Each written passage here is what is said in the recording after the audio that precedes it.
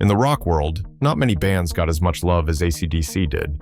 There is no greater purveyor of that power chord than AC/DC. And what did they do with all that love? Well, they gave it right back as they built bridges while they built a legacy. But here are 7 bands the Australian legends loved the most. Starting our list is a band that AC/DC looked up to, and that'll be the Rolling Stones. The brothers who built the loudest empire on Earth had a musical North Star, and that was the Rolling Stones. For Malcolm and Angus Young, the Stones weren't just a band. They were the high watermark, the ultimate benchmark of what it meant to swing, to groove, and to keep the blues alive in a world that was becoming increasingly plastic. Malcolm Young, the undisputed architect of the AC/DC sound, was legendary for his uncompromising no bullshit filter. He once famously laid it out for the world. If we're having a party, we won't be sticking on an AC/DC record. It'll be the Stones, Chuck Berry, Little Richard, that kind of bag. To Mal, rock bands were a dime a dozen, but rock and roll bands were a dying breed. He believed that most rock was stiff and lacked the jungle movement, but he always placed the Stones in that elite sacred circle alongside AC/DC. He once remarked that there were really only 2 true rock and roll bands left, the Stones and them. The mutual respect between these titans was heavy. Keith Richards, a man who famously hates almost everything, is a massive disciple of Malcolm Young's rhythm playing. Keith once said, "Bless their hearts, they are a great little bundle of energy." In 2003, the worlds of these icons collided when AC/DC opened for the Stones in Germany and at the massive SARS benefit in Toronto. Angus and Malcolm ended up jamming Rock Me Baby on stage with Mick and Keith, a moment Angus described with pure, rare fanboy energy, recalling how Keith just walked out and told them, "Okay, I'm gonna bring you on Rock Me Baby. You'll get through it easy enough, it's in C." But the most heartbreaking and beautiful part of this shared history happened at the very end. As Malcolm's health declined and he battled dementia, his connection to the world began to slip away, except for the music. Angus revealed that in those final days, he would sit with Malcolm and play him guitar to keep him happy. And when he reached for a record to play for his brother, it wasn't an AC/DC classic. It was the Rolling Stones' blues-heavy album, Blue and Lonesome. Angus watched as the music that had inspired them as kids in Sydney still managed to light a spark in Malcolm's eyes. Even when the memories faded, the Stones remained. That's not just fandom. That is a brotherhood forged in the deepest roots of rock and roll. But that's not the only band older than them that they adored, because they had much love for band number 6 as well, The Who. Before they were selling out stadiums, Malcolm and Angus Young were just 2 kids in Sydney looking for a sound that could rattle their ribs. They found it in 1965, and it didn't come from a bluesman. It came from 4 lunatics in London called The Who. For Malcolm Young, the moment he heard My Generation wasn't just a listening experience, it was a religious conversion that fundamentally shifted the tectonic plates of his musical world. Malcolm, the quiet architect of the world's most disciplined rhythm section, was notoriously hard to impress. He lived for the swing, but when The Who burst onto the scene, he heard something that the Beatles and the Stones weren't providing yet. He later confessed in a rare, candid moment, "The first time I heard My Generation by The Who, that was something. The Beatles and the Stones were the big thing, and then all of a sudden this sounded heavier. That changed my whole thing." That word, heavier, became the obsession. Malcolm realized that you didn't need 1,000 notes to be powerful. You just needed to hit the ones you had with the force of a wrecking ball. Angus Young, the manic schoolboy of rock, took that inspiration and ran with it, literally. He looked at Pete Townshend and saw a guitarist who could turn a single, mundane chord into an act of war. Angus has often praised Townshend's ability to whack the guitar, noting that Pete could sit on one string or one chord and make it come really alive. There's a beautiful niche detail in how Angus compares himself to his hero. Pete was a tall, imposing figure who stood like a rock while his guitar moved. But because Angus was so small, when he hit the guitar, he had no choice but to move with it. He effectively turned Townshend's windmill energy into a full-body seizure that defined the AC/DC stage presence. The respect wasn't just one way either. In 1976, at the Summer in the City Festival in Nuremberg, Germany, a young, hungry AC/DC found themselves on the same bill as their icons. As Angus tells it, the band guys would often sit on the sidelines trying to make each other screw up, just a bunch of practical jokers. But when AC/DC hit the stage, the jokes stopped. Pete Townshend was reportedly blown away. standing on the side of the stage watching this tiny kid in a school suit absolutely dismantle the audience. Pete would later admit that while The Who were an ideas band, AC/DC was the Coca-Cola of rock. Perfect, consistent, and undeniably powerful every single time. For the Young brothers, getting the nod from the man who wrote the book on the power chord was the ultimate validation. The Who didn't just influence AC/DC, they gave them the blueprint to become the loudest, heaviest, and most enduring force in the history of the genre. But it's not enough to have idols. You need to have people who believe in you as much as you look up to them. That's exactly what the Angels were. While most bands were busy competing for the same few square inches of floor space, a legendary brotherhood was forming between the Young brothers and a group of Adelaide outlaws known as the Angels. This wasn't just a mutual respect between peers, this was a bond so tight that without AC/DC, the world might never have heard, "Am I ever gonna see your face again?" The story kicks off in 1975 when a young, hungry AC/DC was tearing up South Australia. They were being supported by a band called the Keystone Angels, who at the time were still finding their feet.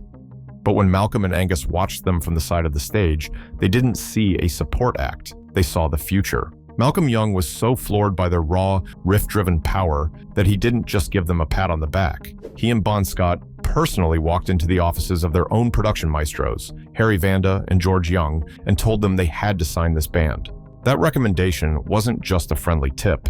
It was the golden ticket that led to the Angels signing with the iconic Albert Productions label and dropping the Keystone to become the rock juggernaut we know today. But the real magic happened when the stage lights went down.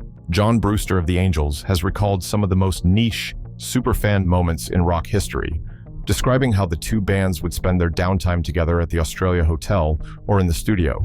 It wasn't uncommon to find members of AC/DC and the Angels literally swapping instruments and jamming until the early hours.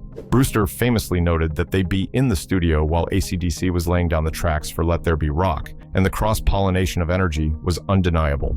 Bon Scott even had such a deep love for the band that he was the only singer known to frequently hop on stage and sing with the Angels, acting as a rock and roll Pied Piper. The Angels frontman, the late great Doc Neeson, once reflected on this shared history, noting that while they were often compared to AC/DC, the brotherhood was built on a shared DNA of grit and honesty. In fact, by the time AC/DC left Australia to conquer the world, it was the Angels who stepped up to become the undisputed kings of the local scene. This wasn't just a rivalry, it was a passing of the torch between two bands who lived and died by the riff. Now, here's a name you wouldn't expect, Aerosmith. What makes it odd for this band to be here is that Aerosmith weren't liked by many, but they got plenty of love from AC/DC. When AC/DC first landed on American soil, they were a bunch of rowdy Aussies with zero radio play and a stage show that was basically a controlled riot. Promoters were confused and, frankly, scared of the sheer volume and the no bullshit attitude AC/DC brought every single night. The legend goes that during those early joint tours, specifically the 1978 Powerage run, festival organizers and promoters were actually looking for any excuse to kick AC/DC off the bill. They thought the band was too loud, too abrasive, and a threat to the established order. But that's where the demon of Screamin' himself stepped in. Steven Tyler saw the fire in Angus Young's eyes and the grit in Bon's voice and made a stand that changed rock history. Tyler famously gave promoters a brutal ultimatum. If AC/DC doesn't play, Aerosmith doesn't play. He wasn't just being nice. He knew he was looking at the future of rock and roll. Tyler later reflected on that era, saying he'd never seen anything like them, calling AC/DC the ultimate finger aimed at the establishment. That respect wasn't a one-way street.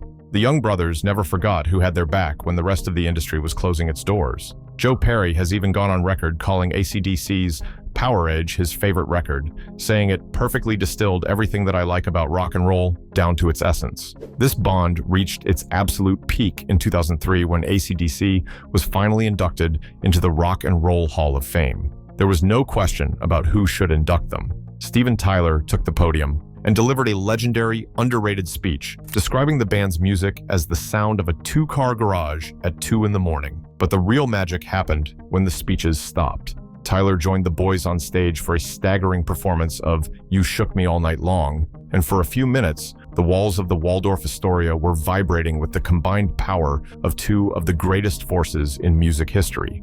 Even decades later, that fire hasn't dimmed. Steven Tyler has gone on record saying that one of the last things on his bucket list is to do a full-blown world tour with AC/DC, famously telling Rolling Stone that he would take a pay cut just to make it happen because he doesn't care about the money. He just cares about the fans and the feeling of that specific heavy groove. It's a niche reality that superfans cherish. The idea that the Toxic Twins and the Young Brothers aren't just colleagues, but survivors of the same war. But the older band that AC/DC loved the most would have to be Judas Priest. To them, the British band didn't feel like another band. They felt like brothers. To know just how strong their bond is, we have to go back to the winter of 1979. We're talking about the Highway to Hell tour in Europe, a time when AC/DC was on the verge of total global domination, and Judas Priest was sharpening the British steel that would change the genre forever. While many bands at that level were famously territorial or ego-driven, the bond between these two titans was built on something much rarer: genuine, old-school hospitality. You see, for a lot of bands, the opening act is just an obstacle, but the Young Brothers and Bon Scott treated Judas Priest like family. K.K. Downing, the legendary blonde shredder of Priest, has often looked back on those dates with a massive amount of respect for the Aussie crew. He famously described the AC/DC guys as very friendly and gracious, which in the cutthroat world of 70s rock was practically unheard of. But the detail that always blows my mind as a fan is the tour bus. KK revealed that on those long, grueling hauls across the European continent, the bands wouldn't retreat to separate fortresses. Instead, they actually shared the tour bus. Can you imagine being a fly on the wall on that ride? You've got the greatest rhythm section in history in one corner and the metal gods in the other, just shooting the breeze between cities. That level of closeness is exactly why the shows were so explosive. You had the raw, street-level boogie of Bon Scott, followed by the leather-clad, high-octane theatricality of Rob Halford. Rob himself has spoken about the unmatched uniqueness of Bon, noting that Scott's everyman persona was something that drew everyone in, including the Priest guys who watched from the wings every night. There was no jealousy, only a shared mission to be the loudest thing on the planet. K.K. Downing even pointed out that despite AC/DC's, there was zero pretension. They were exactly who they seemed to be: hardworking, no-nonsense rockers who valued the craft over the fame. Even when they weren't on the same bus, the bands were inseparable. They'd hang out in the dressing rooms, swapping stories about the road and the industry. This wasn't just a business arrangement, it was a mutual admiration society. AC/DC loved the power and the precision of the Priest, and Judas Priest was floored by the sheer, relentless energy of Angus Young. That 1979 tour wasn't just a series of concerts, it was a passing of the torch and a solidification of a friendship that lasted decades. It's a reminder that even when you're on the highway to hell, having the right people on the bus makes all the difference. When it comes to bands that have helped AC/DC, nobody has had their back the way Guns N' Roses have. If you want to talk about the day the earth stood still in the rock world, we have to talk about 2016. AC/DC was mid-tour, the rock or bust machine was rolling, and then silence. Brian Johnson, the man with the gravel pit throat, had to step away or risk going stone deaf. Fans were panicking. People were refunding tickets. The legend was teetering on the edge of a cliff. And then, out of the smoke and the chaos, stepped the last man anyone on this planet expected: Axl Rose. Now, let's get one thing straight. This wasn't just some corporate fill-in. This was a fanboy's ultimate fever dream coming to life. Duff McKagan actually went on record saying Axl was genuinely terrified to audition. Imagine the most dangerous man in rock and roll, the guy who made stadiums tremble, was sitting in a rehearsal room in Atlanta, sweating bullets because he didn't want to let Angus Young down. He wanted that gig more than a kid wants his first Gibson. But here's where it gets truly wild. Axl didn't just show up, he showed up with a broken foot. He literally performed those first few shows strapped into Dave Grohl's throne, looking like a rock and roll king presiding over a high-voltage court. He wasn't just hitting the notes, he was resurrecting the ghost of Bon Scott. Because Axl is a purist, he pushed Angus to dig into the vaults. Suddenly, we weren't just getting the hits, we were hearing riff-raff, Touch Too Much, and If You Want Blood for the first time in decades. He brought a snarl back to the setlist that felt dangerously close to the 70s. Angus Young called him a lifesaver and heaven sent, and you could see the spark back in Angus's eyes every time they shared the stage. It wasn't just a tour anymore, it was a mutual admiration society. You'd see Angus popping up at Guns N' Roses shows like Coachella, shredding through Whole Lotta Rosie, while Slash and Axl beamed like teenagers. People love to talk about Axl's reputation for being late or difficult, but for AC/DC, he was the model professional. He proved that when you respect the altar of rock and roll as much as these guys do, the ego takes a back seat to the riff. They didn't just finish a tour, they saved a legacy. Yet that's not the only Rose they fell in love with. Just mention the Rose tattoo around AC/DC, and you might just find them taking their hats off just to address them. The legend goes that Malcolm and Bon were so convinced by the sheer power of Rose tattoo that they didn't just suggest their producers check them out, they practically demanded it. They dragged the legendary George Young and Harry Vanda down to a smoke-filled room to witness the mayhem for themselves. They knew that if AC/DC was the lightning, Rose tattoo was the thunder. This wasn't a rivalry, it was a pact. Both bands became the crown jewels of Albert Productions, fueled by the same no-nonsense ethos that George Young instilled in them. As Angry Anderson famously put it, nobody plays electric guitar harder than Australians and for us. Well, these two bands were the gold standard of that violence. But the bond went deeper than just shared producers. While the world saw two massive rock machines, behind the scenes, it was a lifelong brotherhood between Angus Young and frontman Angry Anderson. Even decades later, when the gears of AC/DC were grinding through one of their most controversial eras, the Axl Rose years, Angus was still leaning on his old mate. In a private moment that feels like something out of a rock and roll spy novel, Angus pulled Angry aside during the encores of the Guns N' Roses tour. While the world was debating if AC/DC was finished, Angus looked him in the eye and revealed the secret plans. "Mate, I'm writing a new album, and Axl is the guy." There you have it, the 7 bands that AC/DC loved the most. Who do you think would have made this list if we had to include 8 names? Let us know in the comments section. And don't forget to subscribe to this channel and like this video for more content like this.